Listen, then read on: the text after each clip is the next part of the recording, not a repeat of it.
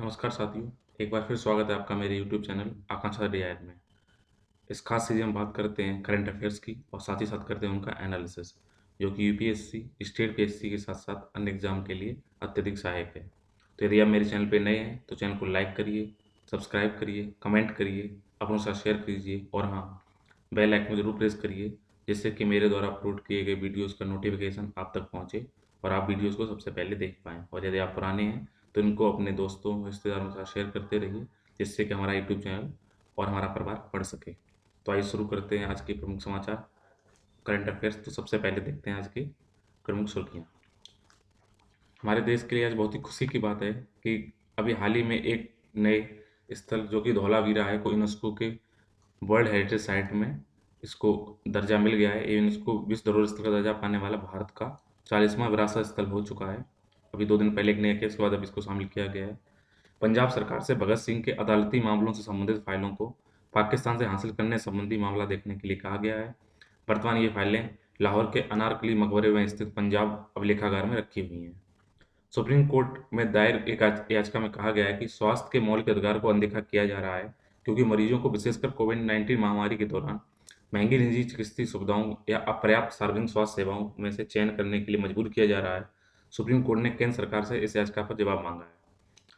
Factoring regulation विधेयक 2020 को लोकसभा में पारित कर दिया गया है। यह विधेयक फैक्टरिंग बिजनेस करने वाली इकाइयों के दायरे को बढ़ाएगा। अत्यधिक विवादित जल क्षेत्र में चीन के बढ़ते दबाव की पृष्ठभूमि में अमेरिका ने कहा है कि दक्षिणी चीन सागर में बीजिंग द्वारा किए जा रहे विस्तारवादी दावों को अंतर्राष्ट्रीय कानून में कोई आधार नहीं है।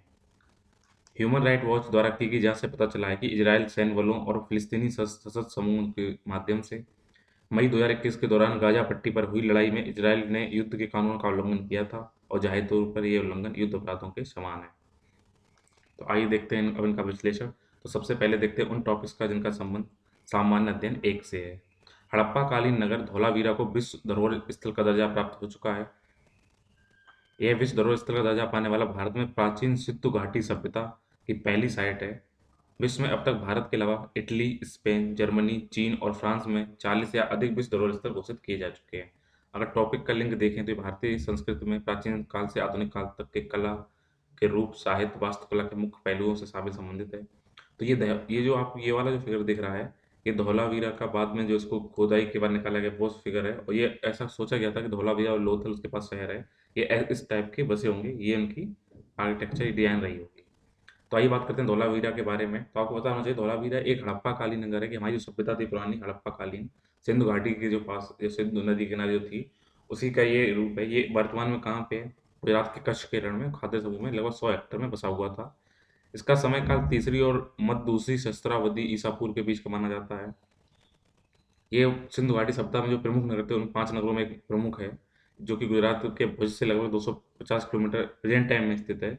यहाँ पे 2 मौसमी नदियाँ हैं, मानसर है और मनहर है, इनसे होकर बहती है। तो अगर आप मैप को देखें, भारत का मैप है, इसमें कुछ हिंदुस्तान की साइड्स और पाकिस्तान के, तो इसमें आप देखिए ये रहा धौलावीरा आपका। यहाँ पे है लोथल, ये भी एक इम्पोर्टेंट पार्ट है, इसको भी आप देखेंगे। उसके बाद यहाँ पे है जो मेन है वो हड़प्पा यहाँ पे था। ये आप देखिए मोहनजोदारो यहाँ पे है, जिस टाइम पाकिस्तान में चला गया है, ये मेन है। ठीक है, तो आइए अब देखते हैं, बात करते हैं धौलावीरा की क्या विशेषताएं थी। तो जो पाकिस्तान मोहनजोदाड़ो है या गढ़वारी वाल है, तो आप देखिए गढ़वारी वाल ये रहा, यहाँ पे ये रहा गढ़वारी वाल। तो यहाँ पे क्या है, इसमें बड़प्पा हड़प्पा साथ ही साथ जो हरियाणा के स्थित राखीगढ़ी के पश्चात धौलावीरा सिंधु घाटी सभ्यता का 5वां सबसे बड़ा महानगर था। मोहनजोदाड़ो, गढ़वारी वाल, हड़प्पा और राखीगढ़ी, इनके बाद ये सबसे बड़ा शहर था ये धौलावीरा। इसमें क्या था, किलेबंद युक्त गढ़ थे, शहर निचला हिस्सा, बीच का हिस्सा, ऊपरी हिस्सा पाया जा रहा था। तो ये इंपॉर्टेंट क्वेश्चन है कि धौलावीरा हड़प्पा सभ्यता का एकमात्र ऐसा शहर था जो 3 भागों में विभाजित था। बाकी सारे कितने थे? 2 भागों में विभाजित थे सब। तो आपसे प्रश्न बनेगा ऐसा हड़प्पा सभ्यता का कौन सा ऐसा शहर था जो 3 भागों में विभाजित था? तो उसका आंसर होगा धौलावीरा। यहाँ की अगर बात की जाए तो इसमें क्या है, इसकी जो दीवारें बनाई गई थी बलुआ पत्थर या चूना पत्थर से बनाई गई थी, जबकि अन्य जो स्थल थे वहाँ मिट्टी कच्ची मिट्टी के बनाए हुए थे। सिंधु घाटी सप्ताह में पाई गई कब्रों के, जहाँ तक सिंधु घाटी सप्ताह हर जगह बात की जाएगी तो वहाँ पे कब्रें पाई गई हैं, लेकिन धौलावीरा एक इकलौता स्थान है जहाँ पे मनुष्यों की कोई मृत अवशेष नहीं मिले, कोई कब्र नहीं मिली है। साथ ही साथ यहाँ पे तावा पिघलाने भट्टियों के अवशेषों के साथ साथ इस बात के भी संकेत दिखाई पड़ते हैं कि यहाँ पे जो हड़प्पावासी थे धौलावीरा में रहने वाले, वो क्या थे, वो धातु विज्ञान के बारे में जानकारी रखते थे। अगर इसके पतन की बात की जाए तो मेसोपोटामिया के पतन के साथ ही धौलावीरा का भी पतन हो गया था, क्योंकि एक अर्थव्यवस्था, अगर एक कोई सभ्यता डूबी तो दूसरी सभ्यता को डुबा दिया। इसका मतलब क्या था उस टाइम पे, क्या था, एक ग्लोबलाइजेशन हो चुका था, लोग एक दूसरे से लिंक थे, अगर एक अफेक्टेड हुआ तो दूसरा भी अफेक्टेड हो ही जाएगा। खनन विनिर्माण, वहाँ के मार्केटिंग निर्यात व्यवसाय काफ़ी वहाँ से प्रभावित हो चुका था। 2000 ईसा पूर्व धौलावीरा में जलवायु परिवर्तन और सरस्वती जैसी नदियों के सूखने के कारण गंभीर सूखे का हमारा सामना हुआ है। तो अगर वर्ल्ड मैप में देखें तो आप क्या देखते हैं, ये जो लाइन दिखाई पड़ रही है आपको, ये ट्रेडिंग है। तो हमारा भारत से ट्रेड एक तरफ कहाँ हो रहा था, यहाँ पे दजला, अराफात जो नदियाँ थीं, उस टाइम में इसके लिए क्या था, जो भी सभ्यता थी वो नदियों के किनारे हुई थी। तो जो मिस्र सभ्यता थी वो किस नदी के किनारे थी, नील के किनारे थी। और जो आपकी मेसोपोटामिया थी, बेबीलोनिया थी, कहाँ से, दजला, ये टिग्रिस है, ये अराफात है, यहाँ पे जो नदियाँ थी इनसे यहाँ पे विकसित हुई कौन सी, हमारी मेसोपोटामिया की। तो ये भारत का मोहनजोदाड़ो है, हड़प्पन कालीन, यहाँ पे धौलावीरा था। तो ये क्या था, यहाँ से सभ्यता, यहाँ पे ट्रेडिंग ये चल रहा था, एक ट्रेडिंग यहाँ पे चल रहा था। सूखा वन का सबसे कारण यहाँ के निवासी या तो गंगा नदी घाटी पे इधर जाके इधर शिफ्ट हो गए, यहाँ पे जाके, या तो दक्षिणी गुजरात और महाराष्ट्र की ओर प्लान कर गए। सबसे पुराने सर्वाधिक महत्वपूर्ण सुविधाजनक जो वहाँ पे पोताश्रय है, यानी कि वो लोथल है, सबसे इम्पोर्टेंट ये भी लोथल है। यहाँ पे, यहाँ पे मड़के, रत्न आभूषण मिले हैं। यहाँ पे आपको लिपस्टिक की भी मिली हुई है। हमारे पास आते हैं बड़े वाणिज्यिक केंद्र और मरम्मत केंद्र के रूप में इसको विकास किया गया था, तो लोथल इंपॉर्टेंट है। आइए बात करते हैं भगत सिंह पर चलाए गए मुकदमे के कागजात पाकिस्तान से हासिल करने हेतु एक याचिका जारी की गई है, जो कि अनारकली मकबरे में रखे गए हैं। अगर इसका टॉपिक से लिंक देखें तो ये पेपर वन के स्वतंत्रता संग्राम, इसके विभिन्न चरण और देश के विभिन्न भागों में इसमें अपना योगदान देने वाले महत्वपूर्ण व्यक्ति, उनके योगदान था। ये व्यक्ति, इस वाले वर्ष के बैकग्राउंड देखें तो पाकिस्तान द्वारा भगत सिंह की विरासत को उचित तरीके से संरक्षित किया जा रहा है, और वह इन फाइलों पर विदेशी विद्वानों को परामर्श करने की अनुमति भी दे रहा है। तो भगत सिंह पर अगर देखें क्या मुकदमा चला था, क्या फांसी हुई थी, तो उस टाइम एक अखबार था ट्रिब्यूनल, उसमें ये निकला हुआ था, Bhagat Singh, Rajguru and Sukhdev executive, no last interview, ये कुछ इंटरव्यू खबरें छपी हुई थी। तो भगत सिंह को राजगुरु सुखदेव के साथ 23 मार्च 1931 को लाहौर की सेंट्रल जेल में फांसी दे दी गई थी।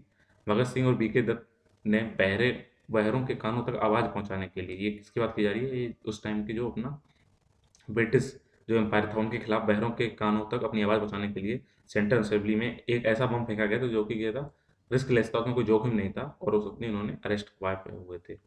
अगर भगत सिंह के बारे में बात की जाए तो उनका जन्म 28 सितंबर 1907 को पंजाब में हुआ था। अगर देखें गांधी जी का प्रभाव पे क्या था, तो सबसे पहले ये भी चंद्रशेखर आज़ाद की तरह क्या था, असहयोग आंदोलन में उन्होंने समर्थन किया। लेकिन चौरी चौरा घटना के बाद क्या था, गांधी जी ने इस आंदोलन को वापस ले लिया था।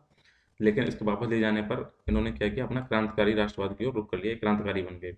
और इनकी राजनीतिक विचारधारा की बात की जाए तो उनके लिए आज़ादी का अर्थ अंग्रेजों को देश से बाहर खदेड़ने तक ही सीमित है। मतलब ये नहीं था कि केवल उनको बाहर निकालेंगे बम गोली से, वो तो था ही, इसके बजाय तो ये भी था गरीबी, अस्पृश्यता, सांप्रदायिक झगड़ों और भेदभाव, शोषण, वो सबकी वकालत करते थे। तो अगर ये बात की जाए कि केवल बम और पिस्तौल की राजनीति करते थे आपके ये भगत सिंह, तो ये गलत बात होगी। वो बम और पिस्तौल की राजनीति से स्टार्टिंग की थी, लेकिन बाद में उनका वो गरीबी, अस्पृश्यता, झगड़े वगैरह, इसीलिए वो सामाजिक आंदोलन में भी कूद पड़े थे। हिंदुस्तान रिपब्लिक एसोसिएशन के भी सदस्य थे वो। आइए बात करते हैं सामान्य अध्ययन 2 से संबंधित विषयों के बारे में। तो एक याचिका डाली गई है जिसमें बोला गया है स्वास्थ्य के अधिकार को अनदेखा किया जा रहा है, और केंद्र से इसको सुप्रीम कोर्ट ने इसका जवाब मांगा है, जो कोविड-19 संबंधित है। इसके टॉपिक का लिंक देखें तो ये विभिन्न घटकों के बीच शक्तियों के पृथक्करण, विवाद निवारण तंत्र तथा संस्थान से संबंधित है। तो याचिकाकर्ता ने मांग क्या की है, तो यहाँ पे एक टर्म है जो कि कुछ एक्ट से संबंधित है, तो उनको आप थोड़ा गौर से सुन लीजिए। याचिकाकर्ताओं द्वारा क्या बात की गई है, clinical establishment registration and regulation act 2010 और clinical establishment central government rules of 2012 और पेशेंट चार्टर को सही तरीके से लागू करने की बात की गई है कि ये 3 रूल हैं, इनको सही तरीके से लागू कीजिए। इसमें इन्होंने बताया कि अनदेखी क्या की गई है। तो अभी अनदेखी क्या की गई, लगभग जो पिछले 20 सालों से हुआ क्या है, भारत सरकार द्वारा चिकित्सीय संस्थानों में मानकों के रेगुलेशन को राष्ट्रीय नीति के लक्ष्य के रूप में अपनाया गया था। इन मानकों को अभी तक पूरे देश में प्रभावी ढंग से लागू नहीं किया गया है, जो कि लोगों के गर्माए जीवन अधिकार का हनन कर रहे हैं। इसके अलावा हमारे संविधान के आर्टिकल 21 और डीपीएसपी के 41 और 47 तथा विभिन्न अंतर्राष्ट्रीय निबंधों के अंतर्गत न्यूनतम स्वास्थ्य देखभाल प्रदान किया जाना सुनिश्चित किया गया है, वो भी पूरी तरीके से ठीक से लागू नहीं हो पा रहा है। अगर प्रेजेंट टाइम की स्थिति देखो, स्थिति ये हो चुकी है कि आज अगर 100% इलाज की बात करें, 70% इलाज कौन करते हैं, प्राइवेट सेक्टर कर रहे हैं, और 30% सरकारी सेक्टर कर रहे हैं। आपको पता है प्राइवेट सेक्टर में निजी अस्पताल कर क्या रहे हैं, कितना मनमाना रुपया मांग रहे हैं। कोविड-19 के उपचार के हेतु निजी अस्पताल क्या कर रहे हैं, आसमान छूने वाली फीस वसूल कर रहे हैं। साथ ही साथ आपको ये भी खबरें सुनाई देती रहेंगी कि उन्होंने वहाँ पे तभी डेड बॉडी बाहर जाने दी जब पूरा रुपया ले लिया, तो ये बात आ रही है। इसलिए क्या हुआ, जो मरीज हैं वो जिला, राज्य और राष्ट्रीय स्तर पर शिकायत निवारण तंत्र उपलब्ध कराए जाने की आवश्यकता की उन्होंने जोर दिया है कि आप इनकी शिकायत कर सकें, उनके लिए एक तंत्र बनाया जाए। अगर हम देखें भारत में स्वास्थ्य के अधिकार का क्या बेस है, आप किस बेस पे कह सकते हैं हमें स्वास्थ्य के लिए अधिकार है, तो भारत का संविधान सबसे पहले बात करता है आर्टिकल 21 में, जिसमें जीवन और व्यक्तिगत स्वतंत्रता के मौलिक अधिकार की गारंटी देता है। इसी के अंतर्गत गरिमा में जीवन का अधिकार जीना भी एक व्यक्तिगत स्वतंत्रता है, उसको में स्वास्थ्य अधिकार शामिल किया गया है। अगर डीएसपी डीपीएसपी की बात की जाए, तो इसमें संविधान के अनुच्छेद 38, 39, 42, 43 और 47 के अंतर्गत स्वास्थ्य के अधिकार को प्रभावी क्रियान्वयन को सुनिश्चित करने का दायित्व राज्य को सौंपा गया है, अर्थात स्वास्थ्य है वो राज्य का विषय है, तो आप इसको देखिए।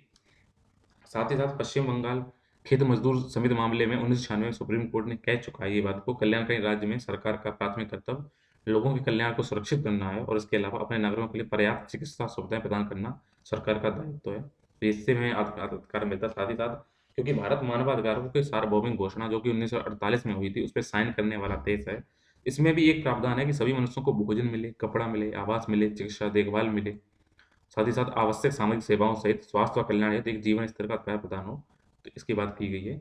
इसी बात को लेकर ये याचिका ली गई है। आइए बात करते हैं फैक्टरिंग रेगुलेशन अमेंडमेंट विधेयक 2020 के बारे में। तो यहाँ पे ये जो टॉपिक लिंक है, सरकारी नीतियों और विभिन्न क्षेत्रों में विकास के लिए हस्तक्षेप और उनके अविकल्पन तथा कार्यान्वयन के कारण उत्पन्न विषय। तो यहाँ पे इंपॉर्टेंट वर्क जो आप देख रहे हैं, फैक्टरिंग रेगुलेशन अमेंडमेंट बिल 2020, तो इसमें सबसे इंपॉर्टेंट बात है फैक्टरिंग क्या है। तो अगर फैक्टरिंग की बात करें तो आपको थोड़ा गौर से समझिए कि कोई भी इकाई है, चाहे वो माइक्रो, स्मॉल हो, मीडियम हो, तो उसके द्वारा क्या है, उसे कोई रुपया मिल रहा है, चाहे उसके बदले में वो क्या करे, अपने पास जो उसकी राशियाँ रखी हुई हैं, अपनी जो कोई वस्तुएँ हैं, वो किसी तीसरे पक्ष को क्या करता है, बेच देता है, राशियाँ ले लेता है। और तीसरा पक्ष होता कौन है? ऐसे बैंक जो नॉन बैंकिंग फाइनेंशियल कंपनी, ऐसे बैंक जो केवल बैंक का कार्य पूरी तरह नहीं करते हैं, बट आधा करते हैं, मतलब कि आपको लोन नहीं देंगे, चेक इशू नहीं करेंगे, बट कुछ कार्य करते हैं, रुपए मतलब आपको सामान लेंगे, आपको रुपए देंगे। तो ऐसे कार्य करने वालों को क्या बोलते हैं? फैक्टरिंग, क्या फैक्टर कहा जाता है। जो लेते हैं उनको फैक्टर कहा जाता है, वैसे व्यवसाय को फैक्टरिंग कहा जाता है। वर्तमान की अगर बात की जाए तो फैक्टरिंग का अधिकांश व्यवसाय जो 7 गैर बैंकिंग वित्तीय कंपनियां हैं, non non banking financial company है, उनके द्वारा प्रमुख शर्तों के माध्यम से किया जा रहा है। और जो ये नॉन बैंकिंग फाइनेंशियल कंपनियां हैं, इनको फैक्टर कहा जा रहा है और इनके व्यवसाय को फैक्टरिंग कहा जा रहा है। तो अगर इसके फैक्टरिंग के व्यवसाय की बात की क्या की जाए, तो जो छोटे व्यवसायी होते हैं उनको क्या होता है, इनसे इनको अपना सामान बेचते हैं, और नॉन बैंकिंग फाइनेंस कंपनी से इन्हें क्या होता है, फैक्टर जो होते हैं उनसे इन्हें क्या मिलता है, धन मिल जाता है, धन की आपूर्ति होती है, उनका बिजनेस आराम से चलता रहता है। साथ ही साथ क्या होता है, जो छोटे-छोटे ऋणों के लिए जूझ रहे हैं, अपना किसी व्यवसाय चालू करने के लिए, ऊपर तक उनकी पहुँच नहीं है, अधिक संभव नहीं है, तो छोटे-छोटे फैक्टर से क्या कर सकते हैं, राशि ले सकते हैं, इनका भुगतान सुनिश्चित किया जाता है, तो ये आराम से इनको ऋण मिलता है, अपना व्यवसाय चला पाते हैं। साथ ही साथ जो जीएसटी जो नेशनल लेवल पे है, उसके एकीकरण की बात की जाए, सरकार के बकाया अनिवार्य सूची और शुल्कों को सीधे जमा करने जैसे कदमों के बीच फाइनेंशियल इस प्लेटफ़ॉर्म की परिचालन दक्षता और स्वीकार्यता में सुधार करता है, इसलिए इम्पोर्टेंट है। आइए आप देखते हैं हमारे पड़ोसी जो चौधरी बनने की कोशिश कर रहे हैं वो हैं चीन। तो चीन के समुद्री दावों पर अमेरिका ने कुछ अपने रिस्पॉन्स दिए हैं, कुछ बातें दी हैं। तो अगर इसके टॉपिक का लिंक देखें, तो भारत के हितों पर विकसित और विकासशील देशों की नीतियाँ, उनके राजनीतिक प्रभाव और हमारे माइग्रेटरी पीपल हैं, उन पे ये टॉपिक से लिंक है। तो देखते हैं आखिर अभी इसका बैकग्राउंड क्या, बात क्या हुई थी अभी हाल ही में। देखिए, अगर किसी भी देश की बात की जाती है तो आप ऐसा पढ़ते हैं दिल्ली ने ये निर्णय लिया, तो दिल्ली राज्य नहीं निर्णय लेता है, बल्कि क्योंकि दिल्ली एक आपका एक सिंबल है, देश की राजधानी है, तो देश के बारे में जो भी बात की है वो दिल्ली से लिंक होगी, इसलिए यहाँ पे लिखा गया है बीजिंग द्वारा। तो बीजिंग क्या है? बीजिंग चाइना की क्या है राजधानी, तो इसलिए वजह बीजिंग द्वारा दक्षिणी चीन सागर में दक्षिण पूर्वी एशियाई देशों के कई देशों के दावों पर अतिव्यापी क्षेत्र दावे किए जा रहे हैं। मतलब पहले से जो देश हैं उनको लगता है ये हमारी जमीन है, और चौधरी साहब आके बोल रहे हैं नहीं, ये तो हमारी, हम दावे कर रहे हैं। तो चीन द्वारा भी किया क्या है, Brunei, Malaysia, Philippines, Taiwan, Vietnam के दावों के साथ लगभग संसाधन समृद्ध पूरे समुद्र पर भी कंपटीशन बढ़ा दी गई, दावा करें ये तो हमारा इलाका है। तो इसी के साथ, और ये क्यों दावा करें, ऐसा चाइना बेवकूफ़ नहीं कि सीधा वहाँ पे जाके क्यों दावा करें, क्योंकि यहाँ पे क्या है, लगभग अरबों डॉलर का सालाना एक तो शिपिंग ट्रेड यहाँ पे हो रहा है। दूसरा क्या है, यहाँ पे इन्होंने क्या किया है, बीजिंग ने इस क्षेत्र में क्या किया है, जहाज रोधी मिसाइलें लगा दी हैं, सतत हवा में मार करने वाली मिसाइलें लगा दी हैं, सैन्य उपकरण लगा दिए हैं। इनके अलावा चीन ने जो क्यों लग रहा है कि वहाँ पे अतिक्रमण कर रहा है, कि उसने 2016 में अंतर्राष्ट्रीय आपराधिक न्यायालय जो न्यायाधिकरण था उसने एक फैसला दिया था, उसकी इसने अनदेखी कर दी है। इस फैसले ने अंतर्राष्ट्रीय न्यायाधिकरण ने इस समुद्री क्षेत्र में चीन के ऐतिहासिक दावों को बिना किसी आधार का बताया था, तो चीन ने बोला ठीक है, अपने पास अपना दावा रखो, हम नहीं मानेंगे। तो अभी हाल ही में हुआ क्या है, तो चीन के सैकड़ों नौकाओं को फिलीपींस के विशेष आर्थिक क्षेत्र में देखा गया है। विशेष आर्थिक क्षेत्र वो होता है कि कोई भी देश है, उसकी बाउंड्री से लगा हुआ 12 नॉटिकल मील्स का जो जगह होती है वो उस देश का होता है, उसी में उसका अन्य अधिकार होता है। तो ऐसा क्या हुआ, तो फिलीपींस का क्षेत्र था, इसमें कौन घुस गया, चाइना घुस गया। साथ ही साथ मलेशिया के अंदर इनके देश के तो तटीय क्षेत्र है, वहाँ पे इनके सैन्य विमान देखे गए। तो अमेरिका ने ऐसा क्यों कहा? अमेरिका है यहाँ क्योंकि अमेरिका तो बहुत दूर स्थित है, वो क्यों रिस्क रख के हुआ क्या है? क्योंकि अमेरिका को चाहे साइबर सुरक्षा की बात हो या तकनीकी बचत से लेकर हो, हांगकांग या सिंजियांग में मानवाधिकारों तक के कई मुद्दों पर इनके संबंध बिगड़े हुए हैं। अमेरिका लगातार क्योंकि अमेरिका को टक्कर देने की कोशिश चाइना कर रहा है, तो इनके संबंध आप सीधी बातें बिगड़ेंगे। वर्तमान में क्या है, अमेरिका क्या हो रहा है, तो चीन को सबसे बड़ी चुनौती के रूप में देखता है, तो उसने इस बात को देखा है। तो आइए देखते हैं कि अमेरिका जो अपना चाइना है इतना दावा कर रहा है कि हमारा ये हमारा है, दूसरों के में घुस रहा है। तो पहले देखते हैं कि दक्षिण चीन सागर के लोकेशन क्या है और ये इंपॉर्टेंट क्यों जाता है। तो दक्षिणी चीन सागर बेसिकली क्या है, दक्षिण पूर्वी एशिया में या प्रशांत महासागर के पश्चिमी भाग में स्थित एक शाखा है। यह चीन के दक्षिण में, वियतनाम के पूर्व और दक्षिण में, फिलीपींस के पश्चिम में और ब्रुनई के उत्तर में विस्तारित है। अगर जलडब्रू मध्य की बात, जलडब्रू मध्य मतलब कि दो जल निकायों को जोड़ने वाला स्थान होता है, तो ये ताइवान जलडब्रू मध्य द्वारा पूर्वी चीन सागर और लुजोन जलडब्रू मध्य द्वारा फिलीपींस सागर को जुड़ा हुआ है। अगर के सीमावर्ती देशों की बात की जाए तो उसके बाद चीन, तो क्षेत्र है वो चीन जनवादी गणराज्य है, ताइवान है, फिलीपींस है, मलेशिया है, ब्रुनई है, इंडोनेशिया है, सिंगापुर है, वियतनाम है। तो ये मैप देख लीजिए, ये है आपका चाइना, ठीक है। यहाँ पे लगा हुआ है हांगकांग, एक ये यहाँ पे लगा हुआ है ताइवान, इधर है पैसिफिक ओशियन। तो साथ देखिए यहाँ पे वियतनाम है, लाओस है, इधर मलेशिया है, यहाँ पे सिंगापुर है, साथ ही साथ यहाँ पे इंडोनेशिया है, फिर ब्रुनई है, फिलीपींस है। तो चीन ने क्या किया, एक इमेजिनरी लाइन बनाई है, 9 डैश लाइन बोलते हैं, आप काउंट कर लीजिए, 1 2 3 4 5 6 7 8 9। तो चाइना ने क्या बोला है, इस 9 डैश लाइन के अंदर का जितना भी इलाका है वो सारा उसका है, उसे कोई फर्क नहीं पड़ता कौन देश कहाँ पे रह रहा है। तो इसी की बात की गई है। इसमें देखिए गल्फ ऑफ टॉक यहाँ पे क्या है, स्कोवेनियन रफ स्कूल भी है, साथ साथ पार्सेल आइलैंड है यहाँ पे, ये साउथ चाइना सी, स्प्रेटली आइलैंड है यहाँ पे। तो यहाँ पे जेएमएस रूल भी, तो अभी देखते हैं बात क्या है। अगर यहाँ पे स्ट्रेटेजिक लोकेशन इंपॉर्टेंस बात की जाए, तो दक्षिणी चीन सागर जो आपको मैंने बता दिया दक्षिणी चीन सागर है, तो यहाँ पे क्या है, ये एक तो हिंद महासागर और प्रशांत महासागर को जोड़ने वाली कड़ी, इधर है प्रशांत महासागर, इधर है हिंद महासागर। इसको जोड़ने का काम कौन करता है, दक्षिणी चीन सागर करता है, मलक्का जलडमरू मध्य के होते हुए। साथ ही साथ क्या है, United nation conference on trade and development, जो कि देखती है पूरे वर्ल्ड में क्या ट्रेड हो रहा है, उनके अनुसार अरबों खरबों का व्यापार नौवहन यहाँ से होता ही है। और पूरे वर्ल्ड का क्या कहता है, 1/3 जो भी ट्रेड है वो इसी क्षेत्र से होता है। तो यहाँ पे ट्रेड होगी तो इसलिए इसका अपने आप में स्ट्रेटेजिक लोकेशन का महत्व बढ़ जाएगा। अगर क्षेत्र में द्वीपों के दावे की बात की जाए, तो मैंने आपको बता दिया, जैसे पार्सेल है, ये रहा पार्सेल, ये रहा स्प्रेडली आइलैंड। तो यहाँ पे क्या, दक्षिण चीन सागर में अगर बात की जाए तो पार्सले द्वीप समूह पर चीन और ताइवान और वियतनाम का दावा है, तो चाइना यहाँ पे घुस गया है, वो ताइवान और वियतनाम को साइड करके बोला मेरा है। स्प्रेडली द्वीप पे बात की जाए तो ताइवान, वियतनाम, ब्रुनई, फिलीपींस का दावा है, वहाँ भी चाइना घुसा हुआ है।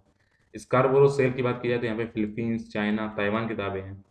2010 के बाद से चीन द्वारा निर्जन टापू, जो खाली टापू पड़े हैं, जैसे कि Haven reef, Johnson South reef, Fair cross reef, को क्या किया गया है, United Nation Convention of law of the sea के दायरे में लाने के लिए कृत्रिम टापुओं में परिवर्तन किया जा रहा है, आर्टिफिशियल बना रहा है, इनमें कब्जे किया जा रहा है, ये इस पे। आइए आज की प्रमुख खबर और आखिरी खबर देखते हैं। गाजा हमलों में इजरायली युद्ध अपराध स्पष्ट होते हैं, ऐसा ह्यूमन राइट वॉच का मानना है। उन्होंने जांच की, उन्हें लगा है कि इजराइल मतलब कि गाजा पट्टी पर इजराइल ने और फिलिस्तीन ने दोनों ने ह्यूमन राइट का उल्लंघन किया है। अगर टॉपिक का लिंक देखें तो ये भारत के हितों पर विकसित और विकासशील देशों की नीतियों का राजनीतिक प्रभाव प्रवासी भारतीयों से लेते जाए। अगर पृष्ठभूमि की बात की जाए, तो अगर देखें बैकग्राउंड में क्या है, तो अभी हाल ही में मई 2021 में हुआ क्या था, गाजा पट्टी के क्षेत्र पर इजराइल द्वारा किए गए हमलों में 62 फिलिस्तीनी नागरिक मारे गए, जबकि उस क्षेत्र के आसपास कोई भी स्पष्ट सैन्य टारगेट नहीं था, वहाँ पे कोई भी सैन्य ऐसी गतिविधि नहीं हो रही थी, फिर भी इन्होंने क्या किया, गाजा पट्टी पर हमला किया इजराइल ने, और वहाँ के जो सिविलियन थे वो 62 वहाँ पे मारे गए। ऐसा नहीं केवल इन्होंने किया, बल्कि उधर से फिलिस्तीनी सशस्त्र समूहों द्वारा भी गैर कानूनी हमले किए गए और नागरिकों के खिलाफ जानबूझकर अंधाधुंध हमलों के खिलाफ प्रतिबंध का उल्लंघन करते हुए उन्होंने 6360 आदमी मार दिए। अगर देखें बेसिकली इजराइल और गाजा पट्टी किस जगह की बात की जा रही है, तो ये पूरे वर्ल्ड मैप का देखें तो आप देखिए, ये है अफ्रीका कॉन्टिनेंट, ये है आपका यूरोप, इधर एशिया, ये है मिडल ईस्ट। तो ये यहाँ पे एक देश है इजराइल। तो इसी को अगर जूम करके देखें तो इजराइल क्या है, भूमध्य सागर पे लगा हुआ क्षेत्र है ये इजराइल। तो यहाँ पे जो पीला आप देख रहे हैं ये है इजराइल का इलाका, और जो यहाँ पे स्लेटी कलर का देख रहे हैं ये है फिलिस्तीन का इलाका। मतलब यहाँ पे इसी पे फिलिस्तीन मुस्लिम अयोध्यों की लड़ाई चल रही है। यहाँ पे जगह है जेरूसलम, तेल अवीव और ये गाजा स्ट्रिप। तो गाजा पट्टी है, जो इधर इधर जो इलाका है इसी को बोला गाजा स्ट्रिप, इसी पे लड़ाई चल रही है। इसके आसपास देखिए आप, लेबनान है, सीरिया है, जॉर्डन है, साइप्रस है। तो जितने भी इजरायली ये गैर निजी रॉकेट और मोर्टार के इजरायली हवाई क्षेत्र की ओर दगा गया फिलिस्तीन द्वारा, तो आइए देखते हैं युद्ध अपराधों संबंधी अंतर्राष्ट्रीय कानून क्या कहते हैं। तो अंतर्राष्ट्रीय कानून युद्ध अपराधों के लिए क्या बोलते हैं कि अगर आप अंतर्राष्ट्रीय कानून माने तो अभी क्या होगा, जो अब भी आप कोई हमला करेंगे तो हमला वहां पे करेंगे जहाँ पे सैन्य लक्ष्य है। ऐसा नहीं आप सिविलियन की ओर कोई हमले करते हैं, जहाँ पे सैन्य टारगेटेड है वहां पे हम हमला कीजिए। साथ ही साथ जब भी आप लड़ाई स्टार्ट करते हैं तो अग्रिम आप चेतावनी दीजिए, जिससे कि अगर वहां पे अगर आम नागरिक रह भी रहे हैं सैन्य टारगेट के साथ में, अगर आम नागरिक हैं तो उन पे कम से कम उनको नुकसान हो, वो वहां से निकल जाए। जानबूझकर तो आप हमला बिल्कुल कर ही नहीं सकते किसी भी सिविलियन क्षेत्र में। इसके अलावा क्या है कि ये कानून नागरिकों और सैन्य लक्ष्यों के बीच अंतर नहीं करने पर अंधाधुंध हमलों को भी प्रतिबंध करता है कि अब अगर आपने देखा कि सिविलियन है कि आर्मी वाले लगातार हमला कर रहे हो तो ये भी प्रतिबंध है। साथ ही साथ इसमें ये भी बात कही गई है कि आपको सिविलियन संपत्ति प्रॉपर्टी को नहीं नुकसान पहुंचाना है, आप सैन्य प्रॉपर्टी को नुकसान पहुंचाइए, ऐसा तो आपके लिए यहाँ पे निषिद्ध किया गया है, अब आप सिविलियन प्रॉपर्टी को नहीं करेंगे। तो अभी क्या किया जाए, आपराधिक इरादों से युद्ध कानून का गंभीर उल्लंघन करने वाले व्यक्ति को युद्ध अपराधों के लिए जिम्मेदार माना जाएगा। इसलिए यहाँ पे इजरायल को इसका अपराधी माना जा रहा है, फिलिस्तीन को माना जा रहा है। अगर देखें इजराइल फिलिस्तीन में हालिया विवाद हुआ क्या था, तो हुआ क्या है कि अभी जो आपको पता होना चाहिए कि इजराइल में एक तरफ दोनों, एक फिलिस्तीन है और वहाँ पे यहूदी। तो यहूदियों और फिलिस्तीन की मुस्लिम इलाका है, तो इन दोनों के पवित्र स्थल है अल अक्सा मस्जिद, जिसको मैंने स्टार्टिंग में लगाया हुआ था। इस परिसर में क्या हुआ था, इजराइल की भारी भरकम पुलिसिंग की गई थी और इसके नज़दीक बसी हुई फिलिस्तीनी परिवारों को नए बसाने वाले यहूदियों द्वारा बेदखल किए जाने को धमकाया जा रहा था। तो आप देखिए ये है अल अक़सा मस्जिद। तो अल अक़सा मस्जिद जो ये वाला इलाका है, ये है अल अक़सा मस्जिद। तो यहाँ पे मुसलमान अपनी पूजा अर्चना करते हैं और ये है यहाँ पे जो ये इलाका है, ये यहूदियों का अपना टेम्पल है, ये यहूदी यहाँ पे अपनी पूजा करते हैं। तो इधर साइड में आबादी बढ़ती हुई है, तो क्योंकि ये क्षेत्र देखिए आप बाउंड्री है कि ये दो यहाँ पे स्थान है और वैसे भी फिलिस्तीन और इजरायली अपने आप को एक आंख स्वाते नहीं है, तो लड़ाई चली रही थी। यहाँ पे हुआ क्या था कि रमजान का महीना चल रहा था, तो यहाँ मुसलमान लोग अपनी नमाज अदा करने आ रहे थे। तो अल अक़सा मस्जिद हुआ क्या था, इजराइल ने क्या किया, भारी भरकम में पुलिस लगा दी, अंदर से भी पेट्रोलिंग की और इन्होंने क्या बोला, जो पास में जो बसे फिलिस्तीनी परिवार थे इनको यहूदियों से अलग करके इन्हें धमकाया, आप अलग रहिए। तो इसी के खिलाफ हुआ कि ये मौका मिला, तो वहाँ के कट्टर संगठन है हमास। तो हमास ने क्या किया, यरूशलेम की ओर रॉकेट की बौछार कर दी। यरूशलेम क्या है, ये कैपिटल इस टाइम ये रही आपकी, देखिए ये यरूशलेम, इसको हिंदी में जेरूशलेम कहते हैं। तो यहाँ पे इंग्लिश में, तो यहाँ पे क्या था, ये दोनों कैपिटल यहाँ पे क्या किया, जो हमास कट्टरवादी संगठन है उन्होंने, क्योंकि फिलिस्तीनी के साथ से लगा गलत हो रहा है, तो उन्होंने वहाँ पे रॉकेट की बौछार कर दी। इसी के साथ 10 मई को यहाँ पे क्या हुआ, युद्ध छिड़ा। इस लड़ाई के दौरान हमास ने इजराइल की ओर 4,000 से अधिक रॉकेट और मोर्टार दागे थे, जबकि इजराइल ने भी गाजा पट्टी की तरफ 1,000 से अधिक लक्ष्यों को निशाना बनाया था। तो इसी को देखते हुए यहाँ पे क्या हुआ, ये लड़ाइयाँ हुई, ये हमला है, ये बात सामने आई। तो ह्यूमन राइट वॉच ने इस लड़ाई को देखा, तो उससे बताया कि यहाँ पे दोनों ने अपराध का अपराधी हैं, चाहे चाहे इजराइल हो या फिलिस्तीन हो। तो अगर ह्यूमन राइट वॉच की बात की जाए तो ये क्या है, ये 1978 में स्थापित किया गया एक एनजीओ है, गैर सरकारी संगठन है। इसका जो मुख्यालय है वो न्यूयॉर्क शहर है, यूएसए के अंदर। ये काम क्या करता है, मानवाधिकारों के संबंध में रिसर्च करता है, उनका समर्थन करता है। साथ ही साथ ये समूह विभिन्न सरकारी नीति निर्माताओं, कंपनियों और निजी तौर पर मानवाधिकारों का उल्लंघन करने वाले मानवाधिकारों का सम्मान करने के लिए दबाव डालते हैं कि आप उल्लंघन ना करिए, उनके मानवाधिकारों का सम्मान कीजिए, उन पे कार्य कीजिए। तो ये समूह अक्सर शरणार्थियों, बच्चों, माइग्रेटेड पीपल, राजनीतिक कैदियों के प्रतिनिधि के तौर पर कार्य करता है, पहुंच जाता है कि आपको शरणार्थियों की हेल्प करें, ये करें, इसका काम करता है। साथ ही साथ अगर इसकी बात की जाए तो 1997 में लैंड माइन्स पर इसने प्रतिबंध लगाने के लिए इसको अंतर्राष्ट्रीय अभियान चलाया था। इसके संस्थापक सदस्य के रूप में इसने नोबेल शांति पुरस्कार इस संस्था ने जीता हुआ है, ह्यूमन राइट वॉच ने। साथ ही साथ ये क्लस्टर युद्ध सामग्री पर प्रतिबंध लगाने वाली 2008 की संधि पर अग्रणी भूमिका भी इसने निभाई थी। इसी से रिलेटेड एक और है, अंतर्राष्ट्रीय आपराधिक न्यायालय, इंटरनेशनल क्रिमिनल कोर्ट है। ये नरसंहार, युद्ध अपराधों और मानवता के खिलाफ अपराधों के अभियोजन के लिए अंतिम न्यायालय है, जो कि कहाँ पे स्थित है, जो भी इस टाइप के अपराध होंगे उसका अंतिम निर्णय कहाँ पे, जैसे हमारे देश में सुप्रीम कोर्ट है, ऐसे ही अगर ऐसे नरसंहार, युद्ध अपराध होंगे तो उसका पूरे वर्ल्ड में आखिरी कोर्ट कौन सा है, वो है इंटरनेशनल क्रिमिनल कोर्ट। जो कहाँ पे स्थित है, ये स्थित है हेग में, और हेग है नीदरलैंड में स्थित, जो कि है यूरोप के अंदर। तो इसी के साथ आज के सारे एनालिसिस समाप्त होते हैं। उम्मीद है आपको ये टॉपिक समझ में आया होगा। फिर भी आपको अगर कोई क्वेरी है तो आप मुझे कमेंट बॉक्स में कमेंट करिए, मैं आपको उसके आंसर दूंगा। Thank you.